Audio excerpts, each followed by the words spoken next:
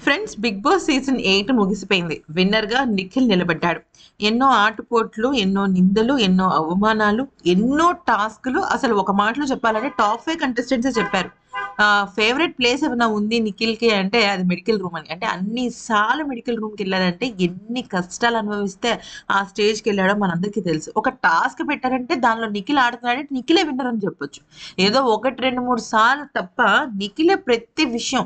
అంటే ఇప్పుడు తను సంపాదించుకున్న 55,00,000 తను కష్టార్జితం అని కూడా చెప్పొచ్చు దాదాపుగా. ఒక 60, 70%. ఇక్కడ ప్రైజ్ మనీ విషయంలో నిఖిల్‌కి ఒక ట్విస్ట్ ఏంటి అంటే సాధారణంగా ఇప్పటి వరకు అందరికి 50 లాక్సే వచ్చాయి. దానిలో 32% అనేది ట్యాక్స్ కట్టయిపోతుంది.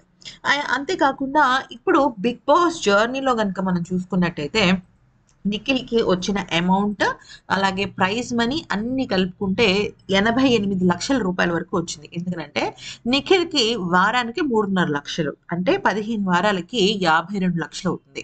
కానీ దానిలో కూడా టాక్స్ కట్టింగ్‌లన్నీ పోను మనకి దగ్గర దగ్గర 49,00,000, 48, 49,00,000 మనంగా యావరేజ్‌గా వేసుకున్నట్టయితే ఇంకొకటి 55,00,000లో 31% టీడీఎస్ గనక మనకి 32% టీడీఎస్‌ని గనక వేసినట్టయితే దగ్గర దగ్గర రూ. 17,00,000 అవుతుందన్నమాట. దానిలో కొంతవరకు టాక్స్ రిబేట్ వచ్చినప్పటికీ కూడా దగ్గర దగ్గర రూ. 88,00,000 నిఖిల్ బిగ్ బాస్ జర్నీ ద్వారా సంపాదించుకున్నాడు.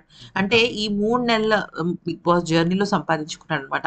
ఇది కాక అక్కడ తనకి కొంతవరకు పీఆర్ అనేది చాలా తక్కువుంది. ఎందుకంటే అంతకు మునుపు సీరియల్‌కి సంబంధించిన ఫ్యాన్స్ చాలా ఆర్గానిక్‌గా రావడం గానీ, తను వేసుకున్న బట్టలు గూడా చాలా బడ్జెట్ ఫ్రెండ్లీగా తీసుకుంటాడనమాట. అందుకనే తను తన ఫ్యామిలీ కోసం డబ్బులు మిగిలించుకోవాలి అని చెప్పేసి నిఖిల్ తన పెద్ద ఒక్ తన ఫ్యామిలీలో తన పెద్ద కొడుకు కాకపోవచ్చు. కానీ పెద్ద కొడుకు బాధ్యత తీసుకున్నాడనమాట. సో, ఈ వీడియో గనుక నచ్చితే లైక్ చేసి సబ్స్క్రైబ్ చేసుకోండి.